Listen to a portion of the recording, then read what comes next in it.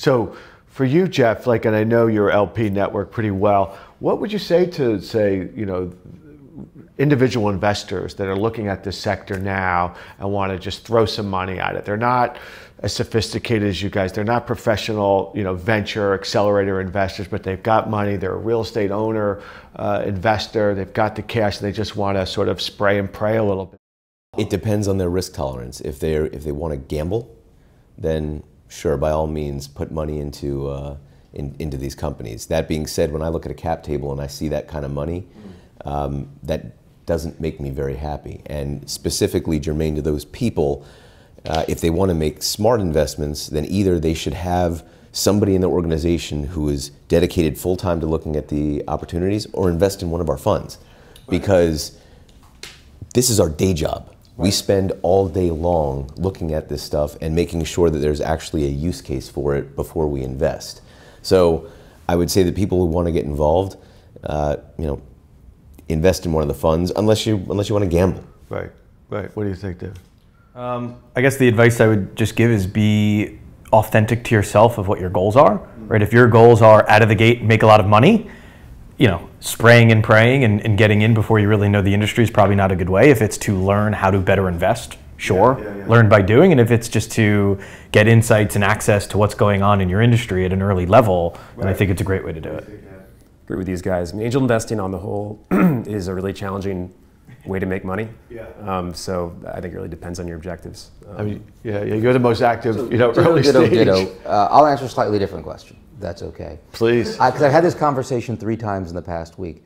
Corporates who are looking to stand up a VC or an innovation arm. They come to me like, how should we structure it? What should we raise? The advice I give to them is, if you represent a large customer base for the startups, right? What you should do is you should be a strategic investor. You should only follow. Follow a VC, a financial lead who knows how to structure a deal, knows how to diligence the deal, knows how to look at the competitive space.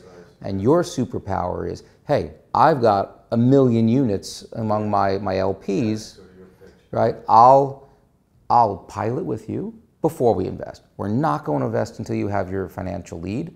But if the pilot goes well, we're in. And those guys, because they have all the customers to bring into them, they'll get into the deal. You would make room. You would step back $500,000 in a deal, as would you, if a strategic customer wanted in. Wouldn't you? Depends. Yeah, it depends. Maybe. I would. Depends. I would. In a heartbeat. So those guys, they don't need to be bounding the pavement. They just need to have a flag on a hill. I'm here, and I'll follow. I'll just to touch on that. Sure. And again, everything's nuanced. It's case by case. But given that we invest at the earliest stages, when often there are no or very few customers, there is danger often of bringing in a strategic investor that early and potentially limiting your scope of other customers. Who are some of your earlies? I mean, you should. I tell them to go in the A round. I tell them not to play in C. That's fair. Even that's still pretty early, but certainly. Who were some of your earlier bets? Investments? Sure. So we did the seed investments of Compass, Latch, Bowery, Morty, LoftSmart. Did the Series A of Renoviso and the Guild. Right. So I think that's the other thing that I find a topic of conversation in my community is patience. Right. So we're still early. It's still a very young industry. What do you tell your investors in terms of exit horizons? How do you set expectations in such a young industry? What's the communication like internally amongst your investors? I don't think the industry, venture capital and managing other people's capital is not a young industry. I think you need to set clear expectations. This is a long-term game. Most of these funds are set up as 10-year vehicles, often with 1 or 2 year options after that. The fact that we are investing in the real estate tech subsector of it, I don't think really changes anything. What do you think, Ed? Agree completely. I usually also say I expect to see less IPOs. I think here more often it's trade sales. And that does affect, I think, often how you structure letting other investors in, strategics, all the rest. Yeah, I totally agree with that. I think what you're asking is what happens when you get LPs who are from the real estate sector who are doing their first VC investment. Yeah, they want to know what's the multiple and how long. I sit down and I say, dude, this is utterly unlike real estate. In real estate, you put some money in, 2, 3, 4 years later, you get it out, right? Totally different business. You're making a commitment. Don't give me any money right now. I will ask for money. I don't know when, but you're going to get a letter from me and say, wire me money. And then I'm going to give you back money. I don't know when, probably around 6 or 7 years in if we're lucky, right? And then, I just try to set the expectation that it's a very different structure than what they're used to if they're like a real estate developer. Yeah, although interestingly enough, we've had a number of relatively quick exits, and I think part of the reason that we've enjoyed that is the burgeoning excitement around the space, and so there has been a little bit of an acquisition. I wouldn't call it a frenzy yet, but I think it's going to get there. And you were talking about Compass and WeWork and who's their acquirer. Well, they might become, and I know indeed WeWork and Compass are both acquiring companies. They might become, just by virtue of the fact that they have so much money. Well, what do they do with it? So, and a number of our portfolio companies that have been acquired by larger conglomerates that have said, we weren't really paying attention to this. We're starting to pay attention to it. Let's just buy it. Yeah, because we can. And that's been so. We don't communicate that our investors should expect that, but it has happened a number of times, and I think it will continue happening over the next. So you see that as sort of the next. Is that a theme that you think is imminent or on the horizon, where we'll see some more of that M&A activity in the sector? I mean, what do you think? So I think we have an interesting perspective, as I'm sure Andrew does, is we invest in other sectors. So we've seen some of these sectors that have been around a little bit longer, and it's not unique to real estate. We almost consider it a bit of a barbell strategy, right? Where you're looking for some big standalone businesses that can get to multiple hundreds of millions or multiple billions of dollars based on true revenues on the other end. And those are going to take 5 to 10 years to really build out. On the other side, you have companies that are building really interesting tech and really interesting brands that are going to get gobbled up in the earlier days and get latched on to much larger companies. Yeah, I don't consciously go into a deal saying, this is going to be 3 years and I'll get a solid double or triple, which in terms of ROI can be as good as, a 10-year billion-dollar company. I don't really go into it thinking I'm going to hit a double or a triple in the short term, but when I look at an investment and there's that possibility, it gives me a little more comfort. It's, it's not an all or nothing bet. Yeah. So that's an interesting segue into, like, Ed, when something comes across your desk, what is it that you're looking for in terms of investment? Forget the idea, but like when you look at it and say, I'm going to deploy capital into this, what are your expectations? How do you approach it? What makes sense? Is it the stage? Is it the amount? How do you evaluate that? Yeah, I think the landscape's evolving. There are probably a few filters that remain constant throughout. We're a seed stage fund, so we're looking at seed stage valuations. We're looking to place between $100,000 and $1 million on our initial investment. We're thinking about ownership. So those are the kind of the frameworks we think about in terms of the investment. When it comes to the actual company, I think in a lot of sectors, the risk is more around technology or the kind of technical application. I think in real estate, it still really is go to market. It's can you get customers with present day tech? And so with that, our first question is always, is there an ROI here? Is there some return on investment for customers? So, are you helping with top line or bottom line? Are you helping create some kind of competitive moat around the experience? Is there something that right now you can bring to a customer that they'd be at least interested in as a concept? And around that, at the earlier stages, often it's just, we're looking at the team. And if they can execute on iterating over time in a large market that still is pretty untested. Yeah. David, so you've made some great bets, great investments. What did you like about what you invested in some of those great companies? I think as Ed mentioned, it's the team, but not just, hey, are these really smart people or are they repeat entrepreneurs, right? We look for founder market fit, right? Why do these founders have a unique competitive advantage or a unique viewpoint in that particular market? Because in today's environment, you're going to have 5 or 6 competitors either today or very soon thereafter, and you need to be able to move a little bit faster and smarter than everybody else. I know you have a very different sort of approach, the way that you guys build work. on that. I've been in a lot of industries over the years. I would say real estate, more than any other industry I've been in, you need to have the street cred in the real estate industry to be a credible startup founder. There are other industries we can come in from the side or different angles, but if you're trying to sell to a portfolio owner or developer and you don't speak the language and have the battle scars to point to, it's going to be really, really hard to make those first couple of sales. But other than that, like same general stuff we look at, team, go to market. We actually, because of the nature of the business, we're both a fund and an accelerator. We flip the model a little bit, right? So we work with the companies for many months. We don't take anything up front, no equity. We don't give them any money up front. And it's only after we've introduced them to a lot of potential customers and a lot of potential VCs that could lead their A round that we make our decision to invest. So what I'm looking for are companies that are ready to be put in front of big guys like Berman, like Rudin, like Silverstein, and can credibly stand up there, pitch their product, and have a shot in hell of getting a pilot. Right? They have to have that street cred. They have to have referenceable customers. They can't be like, here's my product. I'm looking for my first sale. And then I see how it goes. Like behind the scenes, I see how they manage that sales cycle. I understand how their funnel works. That's what goes into our decision process. I would say though, one of the challenges here is that like as a seed stage investor, you can't be too contrarian or think too far out. So you do have to think about the next investor, in 12 to 18 months. And who's coming in. Right. And so, I think we all talk about this constantly. It's how do we also think about the future, right? Which we know is coming, while also making investments that you can actually lead to the next round. Right. You've made some great investments, Latch, Bowery, Nestio, a couple others. What did you like? What did you see? And why did you feel like your dollars at that stage? It's interesting that you was right. It's interesting that you chose those three, because we were the first institutional money in Latch, which was fairly early stage. Bowery was also a pre-seed, I suppose, early stage. Nestio was an A extension. The unifying factor in all three was that the founding team, founders, very strong.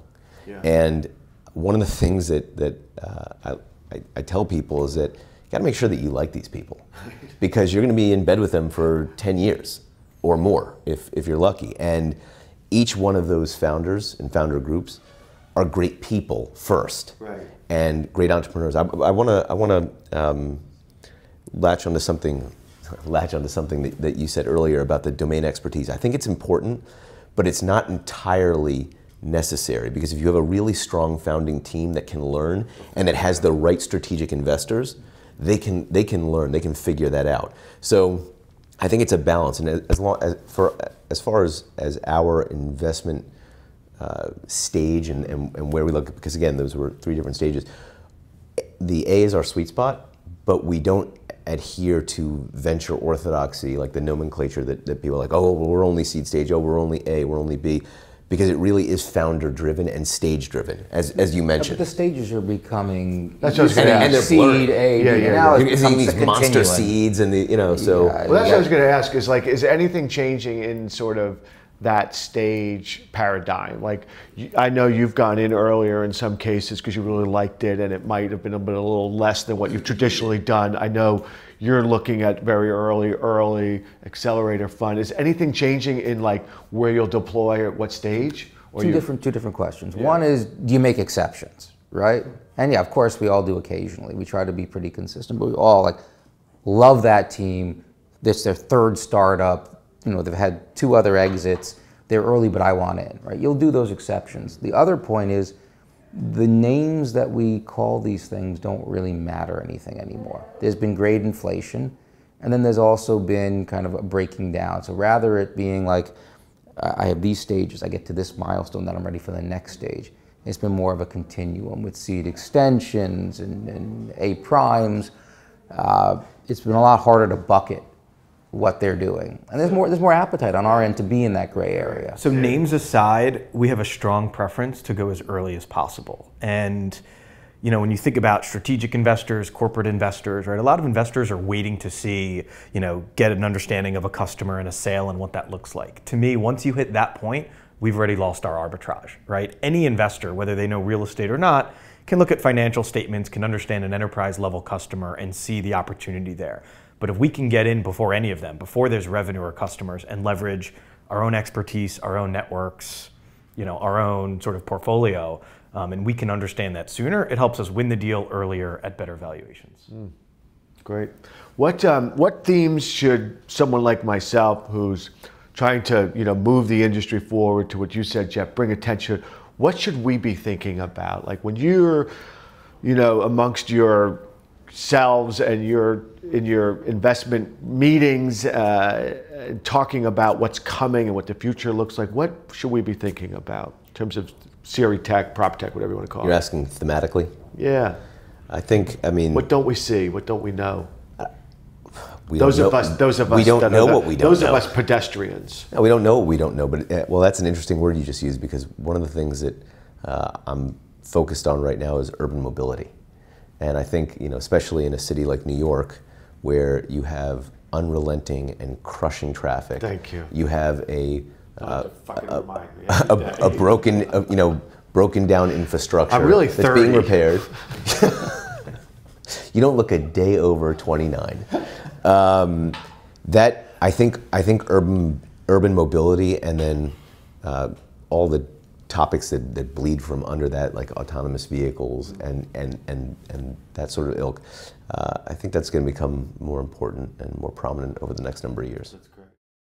So we are not futurists, really, at Coragen, right? We're not the ones who really try and predict the future 10 years out and get ahead of it. We actually think that there's still plenty of sort of old school processes and workflows. And because real estate as an industry is so big, you can have niche verticals in processing, whether it's construction materials procurement or selling software to a specific niche of CRE, that with some clean automation, data-driven insights, you can build very, very large businesses. That's great. That's good. What do you think, Ed? Nuanced. I agree with you entirely on that. I think right now it's things staring you right in the face. Longer term, pervasive computing. I think IoT, commoditized sensors embedded in everything, allows for every single environment to be a data collection machine. And so far, it doesn't seem like many of the large portfolios in the U.S. are actually doing much with that data they collect. And so, our open question as a fund is, how do you create value out of that? And I think it's through AI. It's through building networks of sensors that collect data and then use it for everything from office automation to home-based healthcare and everything in between. So we're just in the future of, I think, data and what it becomes when it's smart. Yeah, I'm going to agree. Like, I'm not a futurist. I don't predict the future. Meanwhile, your name of your company is fucking Dream It. Yeah. Okay, whatever. They can dream it. We're going to watch. No, so you dream it.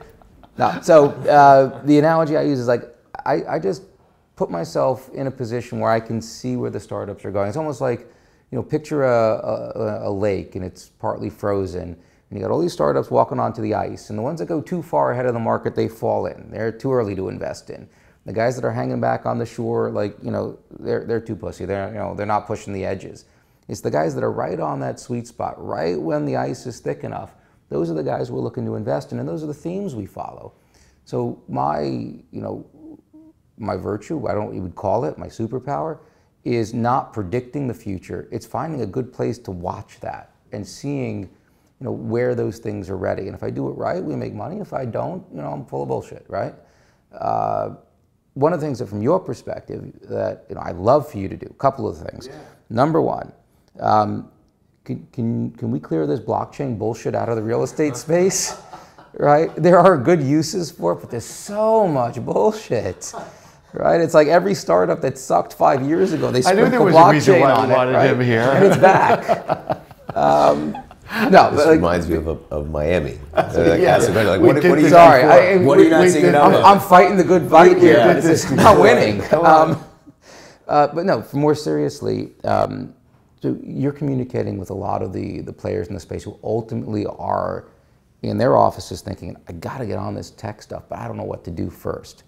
So the best thing you could do is, A, keep doing what you're doing, bringing the startups that are in that like sweet band, pushing the edge but not falling in. Just bring them to their attention. Call them bullshit when you need to call bullshit. Maybe even help them think about, how do you successfully pilot with startups, right? There's so much talking about like, bring me the right tech. There's not enough focus perhaps on what you as a customer need to do to be effective that way. That would be nice to talk about as well. And lastly, I'll just say that you have a slightly broader mandate than we do, or we have a narrower one. You're looking for stuff that really makes the commercial property owners life better. They can charge more, they save money, all that fun stuff. We have an added layer on top of it to see if it's a good investable business. Right. So there are certain products out there that I think are going to be great for the real estate world, but not great investments. Great. So we have that added level, but you don't. You get to have fun with everything. Yeah. I'm keeping my money. What's next for Corigen? What are you focused on? What's on the horizon? Honestly, I think at this point we're focused on execution. Right? We know our lane, where we want to be. For us, it's being sort of the most important, impactful early partner to our startups, whether prop tech or otherwise, and we'll spend the next few years executing on that. Ed, what's next for you guys at Tamarisk?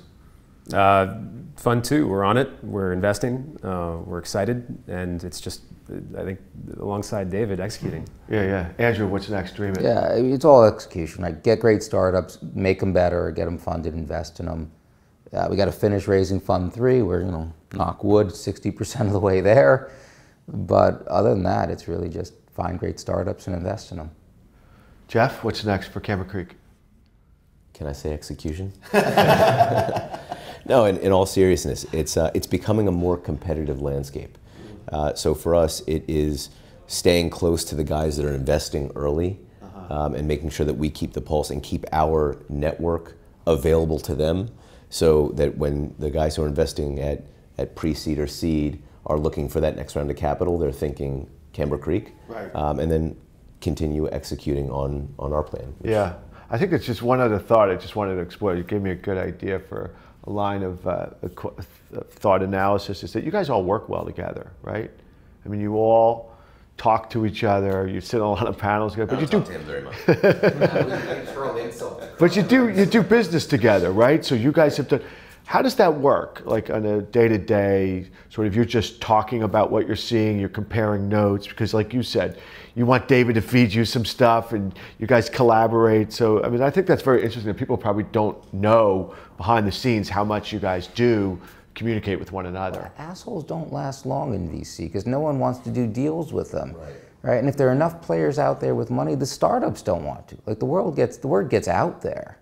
I mean, it's very different in later stage private equity where you're like, you don't leave a penny on the table, right? It's not a blood sport here, right? I'd rather make a little, not a lot less, but a little less on any one deal and be able to get 10 more deals referred to me than, squeeze every last drop out of the one deal and then no one wants to give me anything else. Also, I think we have a healthy respect for the strengths that each of us have. I could tell you what I won't, but I could tell you where I think each of us complement each other. And indeed, there have been deals where I've said, oh, Ed's a perfect guy for me to call about this.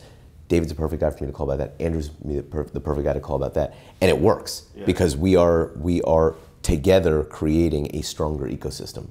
Yeah. David, last I'll just word. add, there's a layer of fund economics at play here. If I'm correct, we're all managing sub-$100 million funds, which gives you a little bit of added flexibility to be collaborative, right? You don't have to put $3 million into a seed round or $7 million into a Series A. So not only does it benefit us, but it benefits our companies to get a bit more of a diverse cap table. Great. Well, thanks, guys. Well, thank you, Jeff, David, Ed, Andrew, for spending some time with me. Thank you for all that you're doing for our industry, most importantly, and hope you guys enjoyed it.